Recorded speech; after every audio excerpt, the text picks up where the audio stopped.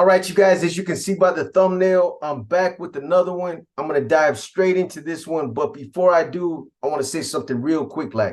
So check it out, you guys. Yesterday, somebody reached out to me. And he had a lot to talk about.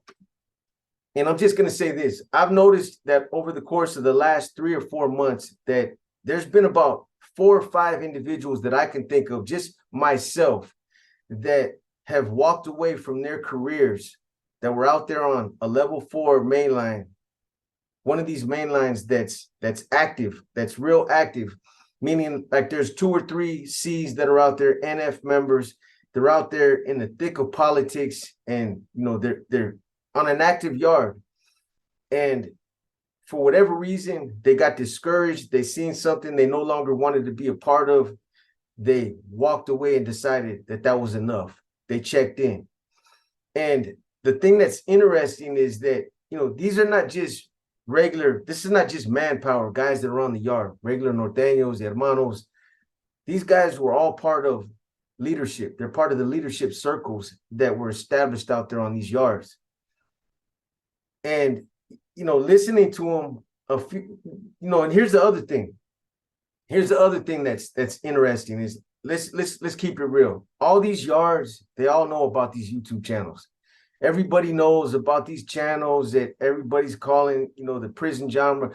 Everybody knows that there's a lot of YouTube channels that's putting out a lot of information. The Aryan Brotherhood knows about it, the Mexican Mafia, the NF, the BGF, everybody knows about it.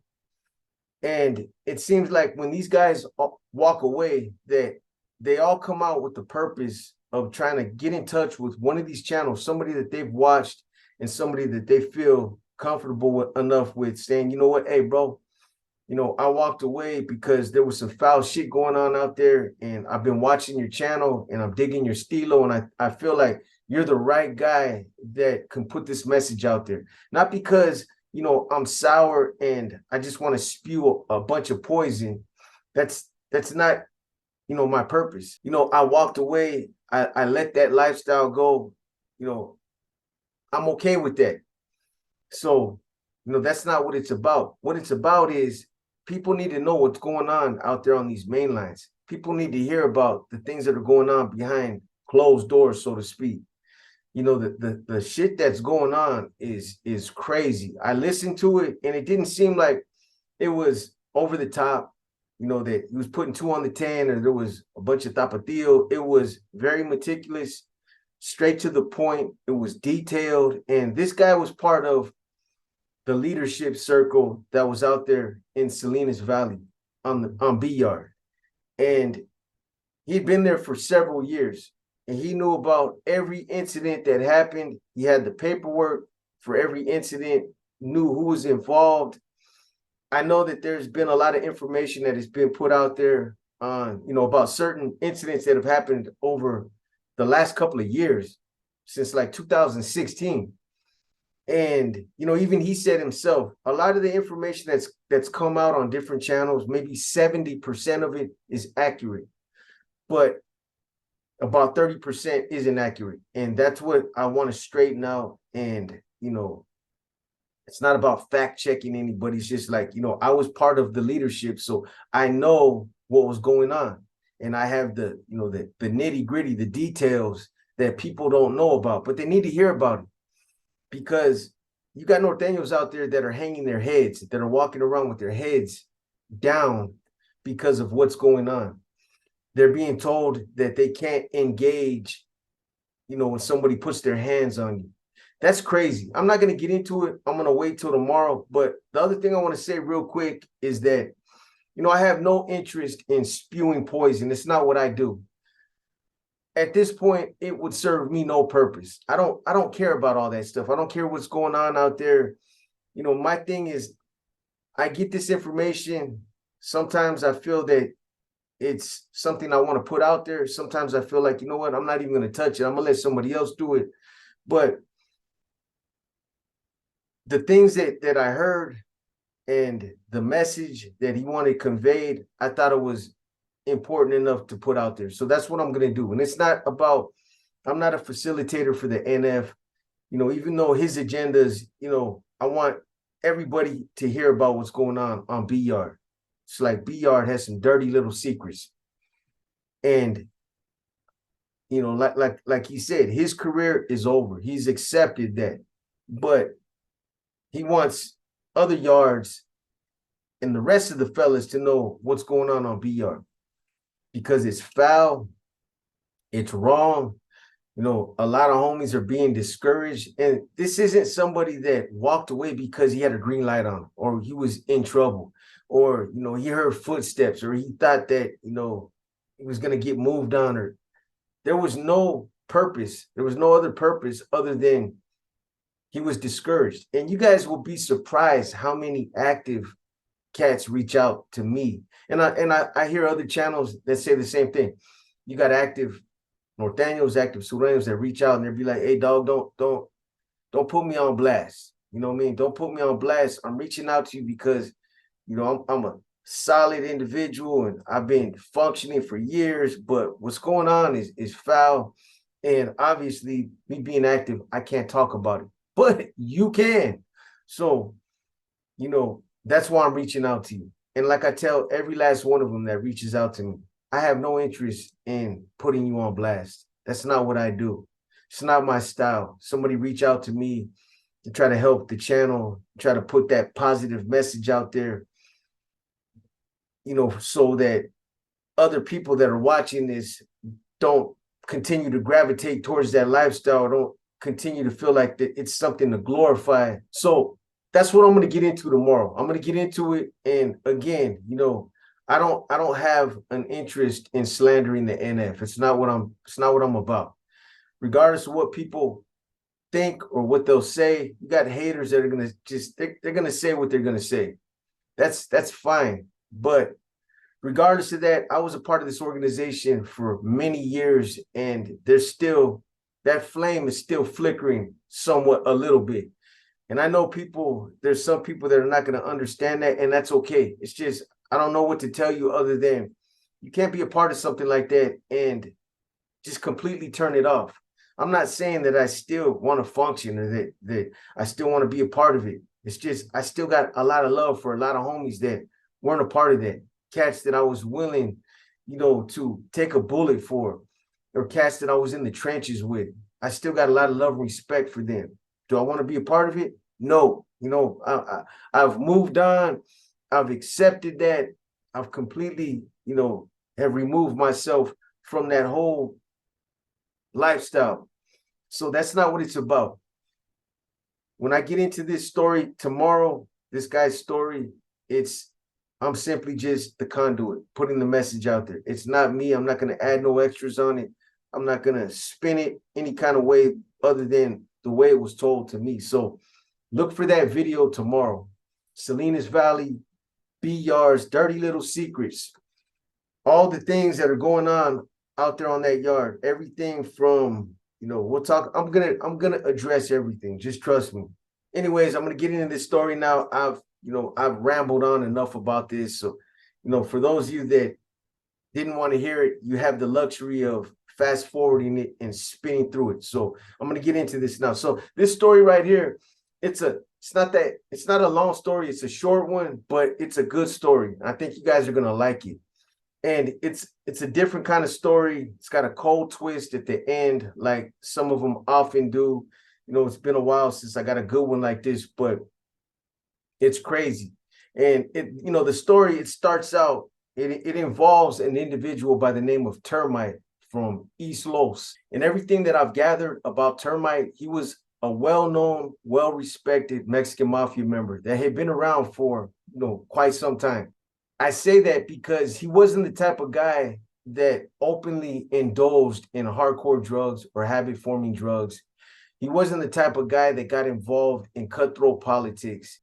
He was a good dude. He was somebody that didn't use Garaga. He didn't use meth.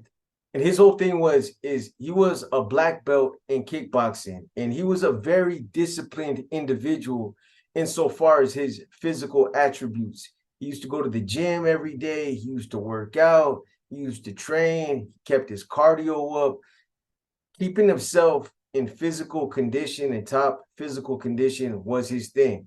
So he wasn't the type of dude that was out there on the streets, running the streets, drinking, shooting dope, chasing the bag, nothing like that. He was complete opposite. Somebody that really took, an interest in his physical well-being. Not only his mental well-being, but his physical well-being. And a lot of the times, me myself, when I used to get out of the Bay for a minute, I maintained that discipline. I would go to the gym, I would work out for a while, might last month, 2 months, 3 months. I would go work out every day, and I was feeling good about, keeping myself in good shape. But this was something that Termite did religiously.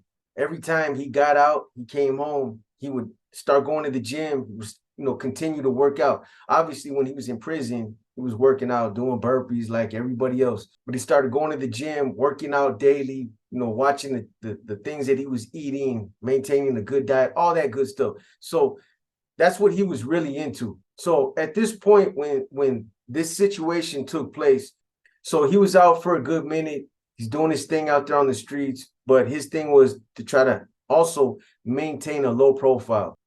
So one night, Termite, his younger brother, Ray, Charlie from Clover, and another individual by the name of Little Man from White Fence, they decided to go to a club. They decided to go out drinking one night, and they went to a club in Pico Rivera, a club that I believe is shut down now, but at that time, it was a well-known club. It was a place called Chris's Sports Bar. So I guess this was a place that Termite had frequented, in the past. It's somewhere that he went on a consistent basis. So they go to this club. And when they get there, Termite tells his little brother, Ray, tells Charlie, and he tells Little Man from White Fence, he's like, hey, you guys, he's like, check it out. I know everybody here. We're good. We're in good company here. So you guys got to leave the gats in the car.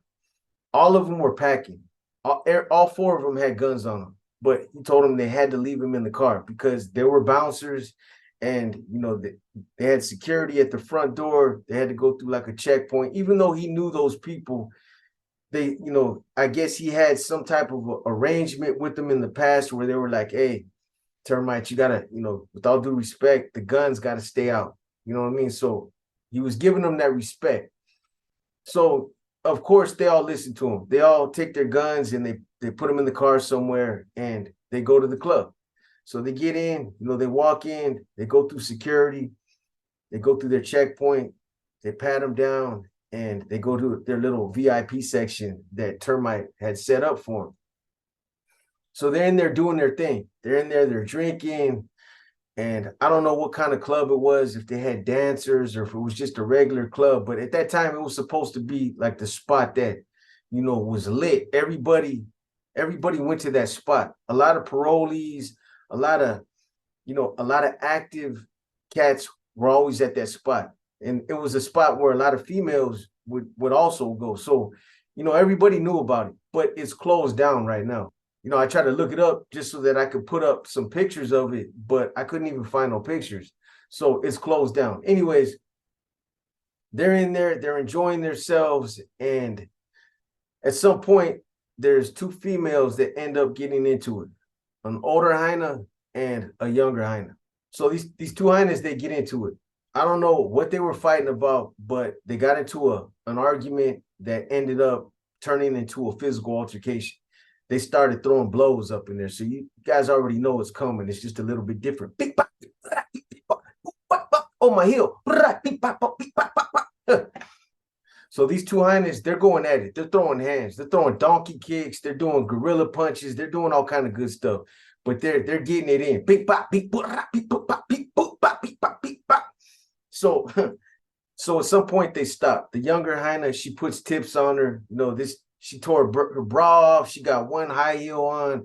You know what I mean? She tore her wig off. She's all messed up, right? So it's over, and it should have stopped right there. They threw hands, and it should have ended right there. However, the older hyena, not wanting to accept that she got her ass whooped, she gets on the phone and she calls her son, Solo from Rivera. Remember, this is in Pico Rivera. This all happened in Pico Rivera. So this older highness, she gets on the phone. She calls her son, Solo from Rivera. You guys got to remember this. This all happened in Pico Rivera. So she gets on the phone. She tells her son, Mijo, you got to come down here. She's like, 5 highness just jumped on me. She was like 6. There were 6 vatos that were with her, and they jumped in too. And they gave me some helicopter kicks and some donkey stomps and some gorilla punches. And I'm all messed up. I don't even know where my wig's at. You know what I mean? So her son, Solo, he grabs his pistol. He has a 45, and he's like, Mom, I'm on my way. So like I said, he grabs his gun and he mobs down there. He jumps in the car. I don't know, maybe his little sister, drove him down there. I don't know how he got down there, but he gets down there. So at this time, too, the one thing that I forgot to mention is that Termite, he had all of Southeast Los Angeles. That was his area at that time. He was controlling that area. He had everything sold up out there. His name, had a lot of clout on the street at that time. Everybody knew who he was. So at some point, Solo ends up getting there. He gets there and he don't know what's going on. All he knows is that his mom just got mobbed on by like 5 cats, 4 hyenas. I'm bullshit. She didn't say that. His mom let him know that he got into it with another hyena. She had some company, and they had some words. She had words with the guys that was with the younger hyena. So she called her son Solo, and she's like, get your thing and come down there. So while all this is going on, at around the same time, Termite, his little brother Ray, Charlie, and Little Man, they had been there for a minute, couple hours. They've been drinking, and they got their little entertainment on, watching these hyenas throw blows, but it's time to leave now. So they get up, they pay their bill, and they started to exit the bar. As they're coming out of the bar, the younger hyena that got into it with Solo's mom, she's also leaving. So they come out the front entrance. Solo is walking up to the front, and I guess he's seen the hyena, the younger hyena. His mom pointed her out or something. Somehow he identified her. And Termite and the other 3 cats that he's with, they don't know Solo. They don't know him. They don't know what's going on, why he's there. They don't even know that he's there on behalf of the older hyena. They just see some young cat with the 45 in his hand coming at him aggressively. So Solo starts walking towards Termite and the other 3, and then he raises the gun and he's pointing it in their direction. They didn't know it at the time, but he was pointing the gun at the hyena that was behind them. But when that happened, obviously all they see is somebody pointing the gun in their direction. So, they were close enough to rush him. They rushed Solo. So they rushed him, and now they're trying to get the gun out of his hands. So Termite, Ray, Charlie, and Little Man, they're on this cat. They're whooping him now. Bing, bop, bing, bop, bop, bing, bop. They're hitting him upside his head, trying to get the gun out of his hands. But he's holding on to that gun for dear life. He doesn't know these cats either. He doesn't know that they thought that he was coming at them. So it was like neither one of them knew what was going on. It was a big misunderstanding. That's what it basically ended up being. So it was just they were at the wrong place at the right time, and as a result, they're fighting over the gun now. They're trying to get the gun out of this guy's hands, and at some point, the gun, it discharges. So the first bullet ends up striking Termite in the hand. It hits him in the hand, but they stay on. Now they're on this dude. So at that point, Little Man breaks away, and he goes to the car to retrieve his gun. This cat just shot, he shot Termite in the hand now. So, they're still trying to get the gun away from this dude, and the gun discharges a second time. Now, when the gun discharges a second time, it ends up hitting Little Ray in the forehead, and it killed him instantly. It drops him right on the spot. They don't know this at the time. They're still scuffling and everything's going on. People are running around now. There's been gunshots.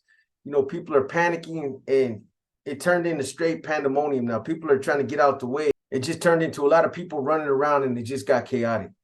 So eventually, Solo, he manages to break away from Termite. Termite's got one of his hands is, he's bleeding, he's leaking. So he had to let him go.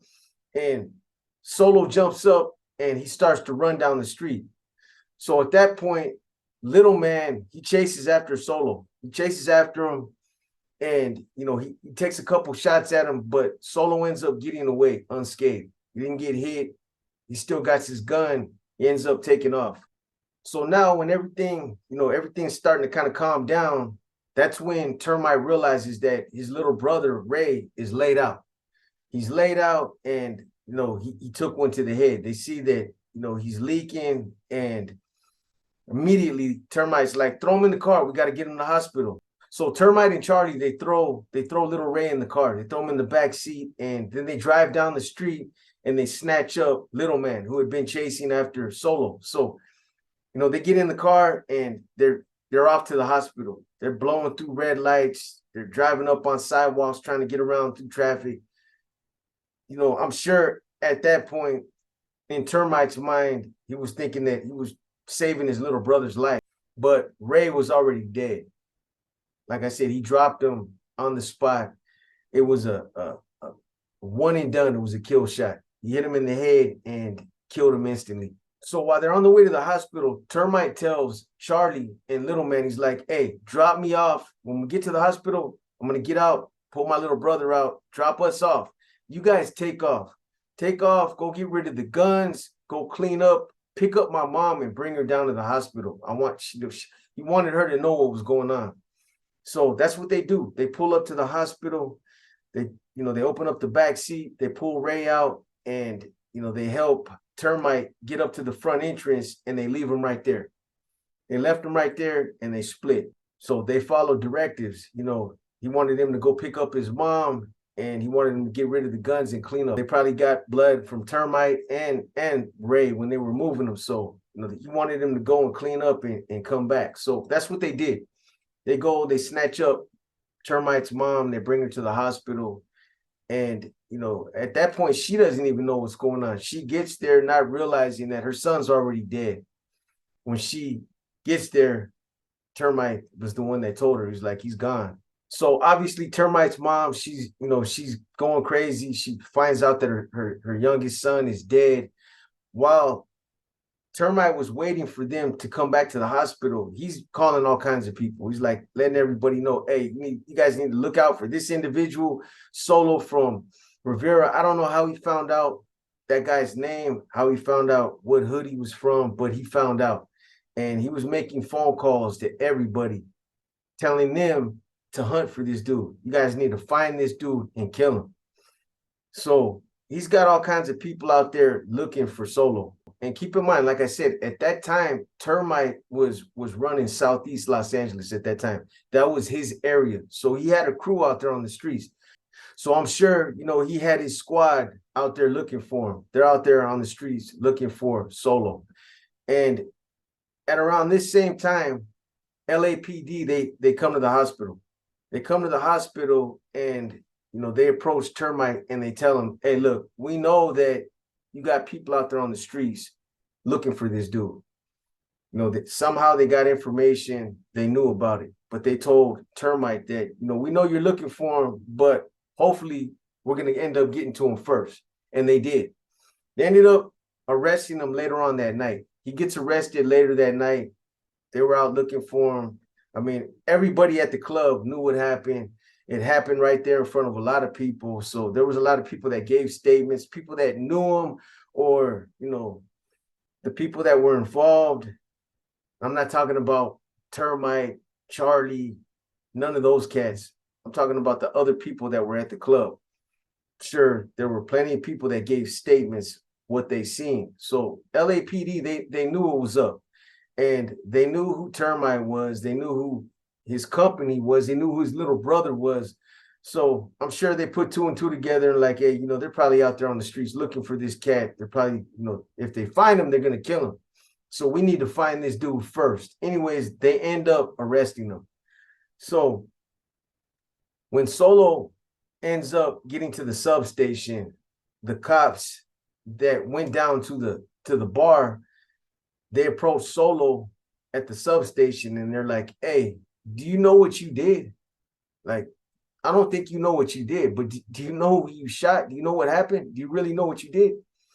Solo had no idea, but I'm sure that, however much time elapsed, whether it was 2 hours, 3 hours, 4 hours, I'm sure that while he was out there running during that little brief period of time, I'm sure somebody told him that, you know, you shot Termite from East Los's little brother. You shot and killed him, and you also shot Termite. He was a carnal. So he might have known if he didn't, you know, when this cop approached him at the substation, he told him then. He was like, hey, you shot an active Mexican mafia member and you killed his little brother. So you're in a lot of trouble, not just with us. You don't just have to worry about your legal issues now, but, you know, I'm sure the Mexican mafia has a green light on you. So that's something you got to deal with. So obviously, they PC up Solo. They PC him up. He probably wanted to PC up anyway once he found out, you know, what happened and what he did. So Termite, you know, Termite, not only does he put a green light on Solo, but he puts a green light on Rivera. He puts a green light on his neighborhood as well. You know, that's something that happens a lot out there in SoCal. The Mexican mafia has put a green light on a whole neighborhood, the whole clique. Somebody fucks up, you know, it has a reflection on the rest of the hood, and everybody from that barrio right there, they all end up getting greenlit. So that's what ended up happening with Rivera. Because Solo was from Rivera, Termite was like, you know what, fucking greenlight the whole neighborhood, all of them, put them all on the list. They're all hard candy. So that's what he did. But eventually, people got involved that were emphatically trying to get that green light lifted off that neighborhood. There were people, you know, behind the scenes that were working to get it off because they were like, you know what, hey, the homies, the rest of them didn't have nothing to do with it. This dude, you know, he acted on his own. So, you know, they were trying to get that green light lifted. And there was one individual in particular that was instrumental in getting it lifted, and that was the rapper Demon from Rivera.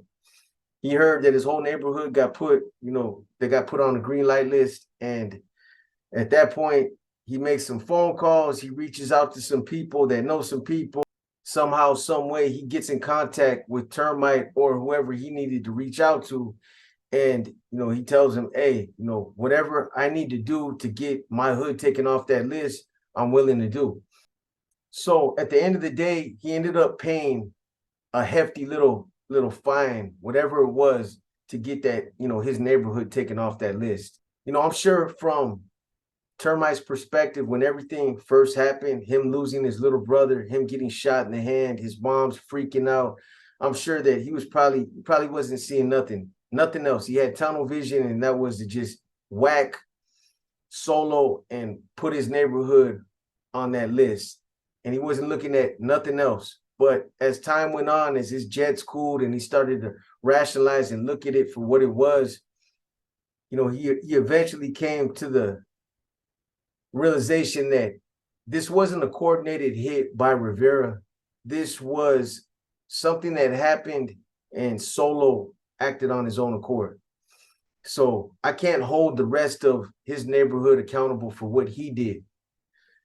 He just wanted blood. But once his jets cooled and he looked at it for what it was, and he was like, you know what? Really, at the end of the day, we rushed this individual. We rushed him. He didn't know what was going on. He went there to defend his mom, and he pulls a gun out. We rush him. We take him down. He's defending himself. And in the course of that, 2 shots end up, getting fired off. One hits my little brother, takes my little brother out, and I get hit in the hand with the other. So I can't really hold him accountable for that. So the green light comes off of Rivera, but Demon was still made to pay that fine to take his hood off of that list. And again, from what I was told, he was instrumental in making it happen. That green light was rescinded because of what Demon did.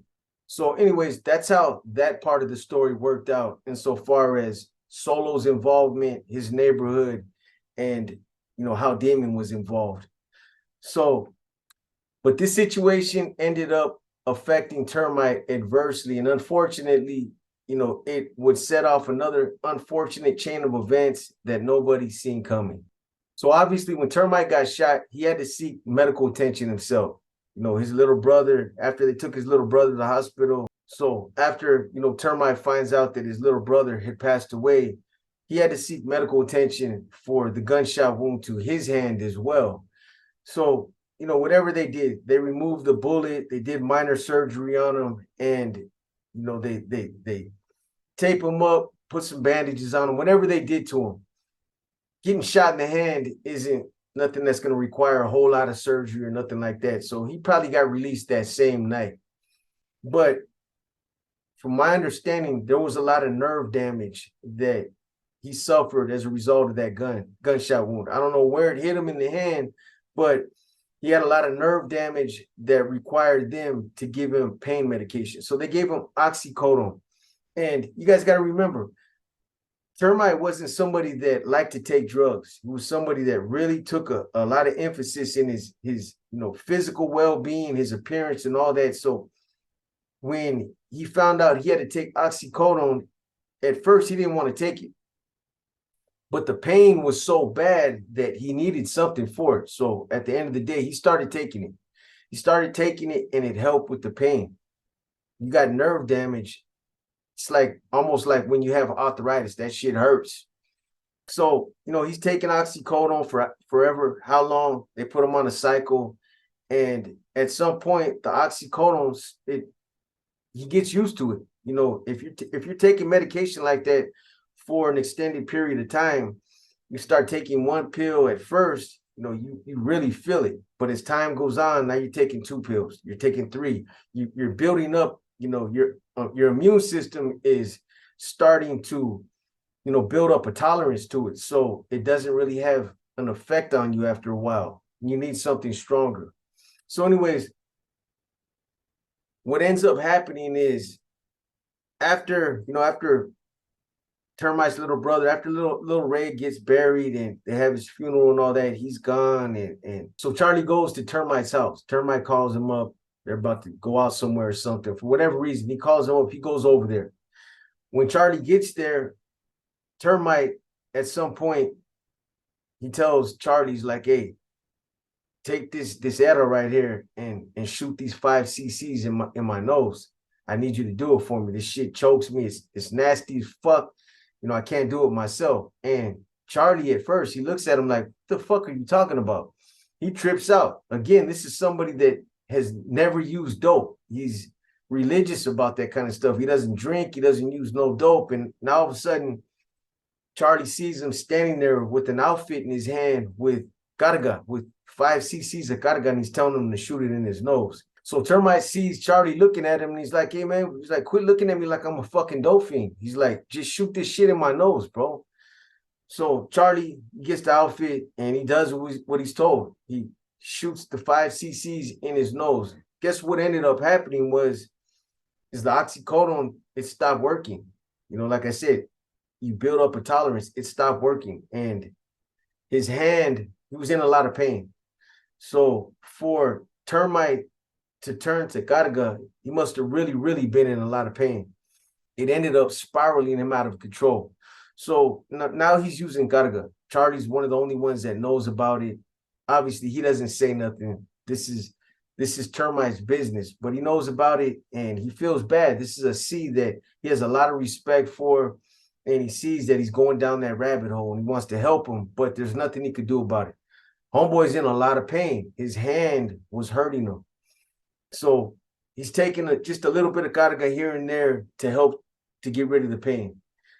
So anyway, Charlie ends up going back. So at some point, Charlie ends up catching a parole violation. He ends up going back to prison on a parole violation. And whether it was in the county jail or calls his dad, and one of the first things his dad tells him, he's like, hey, man, I got some bad news for you. And Charlie's like, what's up? What's the matter? What's going on? And his dad tells him, he's like, hey, your boy Termite, he's dead. He just died the other day. He overdosed. And when Charlie heard about it, he's like, man, are you serious? He couldn't believe it, but he did believe it because, again, he was one of the only ones that knew what Termite was doing. So, it was an unfortunate thing. So obviously, Charlie and Termite were close. He hears about it. There's nothing he can do, though. He hears that his boy passed away, and, it is what it is. So as it turned out, what ended up happening was one night, Charlie and one of his boys from Norwalk, apparently they went out to some other spot. I doubt it was Chris's sports bar.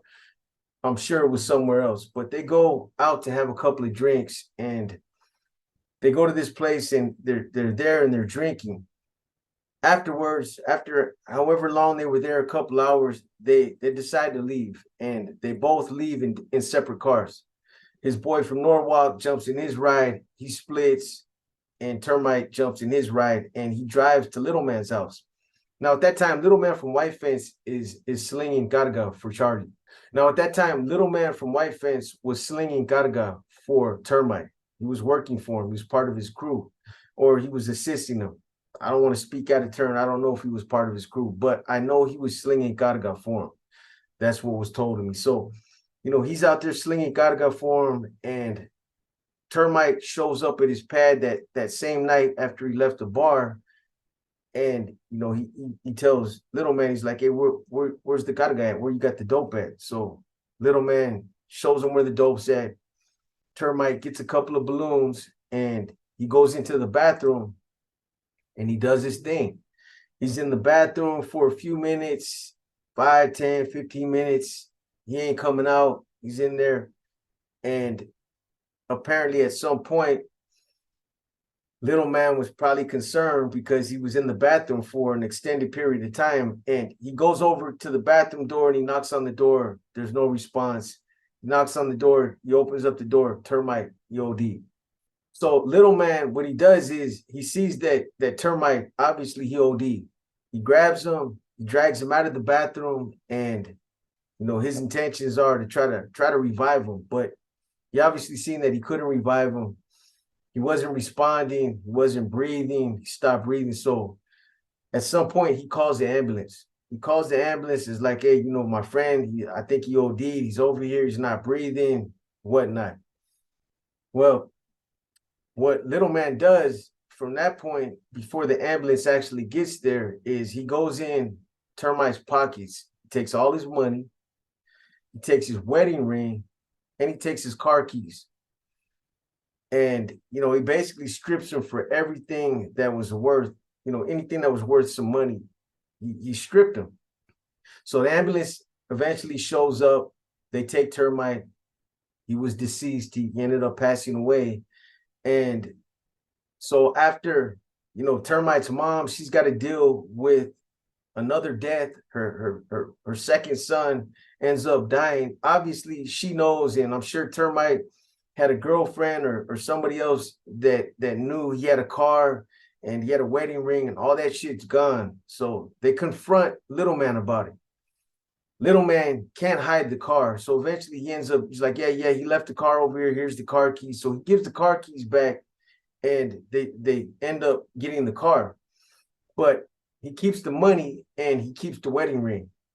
There's homies out there that are pissed off about this. They're like, this cat stripped the C, Termite, when he was ODing, when he was dying. This fool went in his pockets, took all his money, and took his wedding ring. That's some bottom of the barrel type of shit, to do something like that to somebody. It doesn't matter if he passed away or not. To strip him, of his wedding ring and his money, that's some foul shit to do. So there were people out there that knew about it, and now they're gunning for Little Man. So it was around this same time that one of his close homeboys went by, his mom's pad to check on her well-being. And it was at this point that, Termite's mom communicated to his homie that she's like, you know what? She's like, it's fucked up. The carnales, they're not doing nothing about what this cat did to my son. He robbed him when my son was dying. He was on the floor dying, taking his last breath, when this guy robbed him and took his wedding ring and took his money. And now nobody's doing nothing about it. Nobody cares about it. She's like, man, I can't believe that his own people, the people that he stood for, they're not doing nothing about it. So she's, the mom, she's out for blood too. She feels disrespected that her son was treated like that homeboy did what he did. So, there's people out there that want a green light on this dude, on Little Man from White Fence. And at that time, Fly from Sanford, he had a lot of influence out there at this time. So this issue was taken up with them. and everything was laid out. Look, this is what happened. And when Fly heard about everything that happened, he basically said, leave it alone. Don't touch it. Anyways, that's what happened. You know, I'm sure that there's some of you out there that are well aware of who Termite from Southeast Los was.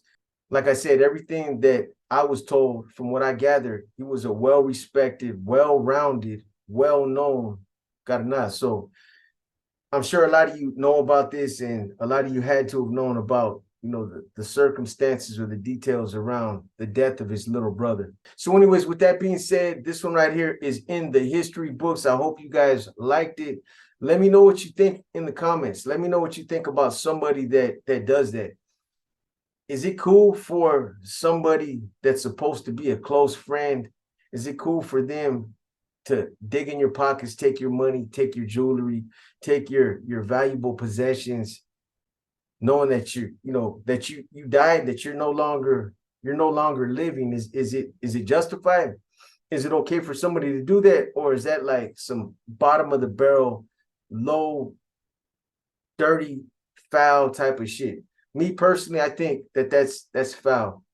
For somebody to go as far as taking, you know, their wedding ring off and their money going through their pockets, and this is supposed to be a homie that you broke bread with, somebody that you kicked it with, and that's what you do. How do you justify that? There's no way to justify that. That ring, his wedding ring, should have stayed on his finger. That's on his family to do those things, to take his possessions when he passes on. But, you know, it just goes to show, man, some homies, they smile in your face, but in all actuality, at the end of the day, when it really matters, they really don't care. And Fly, you know, him, when he heard about this situation, instead of doing what he should have done, putting a green light on that individual, and I'm not advocating violence, I'm just saying that's somebody that disrespected a fellow C, his fellow brother. For whatever reason, he told them to leave it alone. Because again, when you're no longer in a situation, you're no longer beneficial to the homies, you're no longer beneficial to the team, you're not in a position to be productive, whether it's because you're in jail, you're locked up, you're back in prison, or because you've met your demise. When you're no longer in a position to be productive and you don't benefit them no more, they really don't care about you. And that's not what I think. That's how it is. Anyway, so that's it. That's how this story ends right here. I'm going to try to bring you guys another story tomorrow. I'm going to hit you with the inner demons. I'm also going to be trying to get that other story out to you guys that I told you about earlier with respects to everything that was going on in Salinas Valley. I'm not looking forward to putting that out there. I know that there's going to be a lot of people that are not going to like it, but it's not my story. You know, I'm just a conduit, somebody that's putting it out there, relaying it to you guys, telling it to you exactly how it was told to me. Anyways, with that being said, I hope you guys have a good night, a good, safe night. It's Saturday. Be safe out there. I don't know when I'm going to run a live. It might be tomorrow night. It might be Monday night. I don't know. Sometime this week, I will run a live. What I do want to say, one last thing, is that I humbly appreciate all of you that are subbing to the channel. I've been getting a lot of new subs. You know, we appreciate all you guys that are tapping in, everybody that's giving this channel a chance, that are watching our content. Hopefully, you know, we can continue to keep you guys tapped in. We're going to try to become a better channel. That's been something that I've said from the beginning. We're always trying to find ways to become better. Hopefully we can, you know, meet your guys' expectations. And we got plenty more stories coming. Plus, we're going to try to do some other things on our other channel. For those of you guys that don't know, please sub to our other channel. Our other channel is called Saved Out Media. You can find the link on our dashboard. There should be a link there somewhere that will get you to that channel. But again, it's called Saved Out Media. SAVVD Out Media. So please sub to that channel. We're going to be doing some other things on that channel. You might see some of the same content on there. We're just barely starting to get that channel up off the ground, but it's gonna have its own content on there as soon as we get everything up and running. Anyways, with that being said, this your boy B, and I'm out.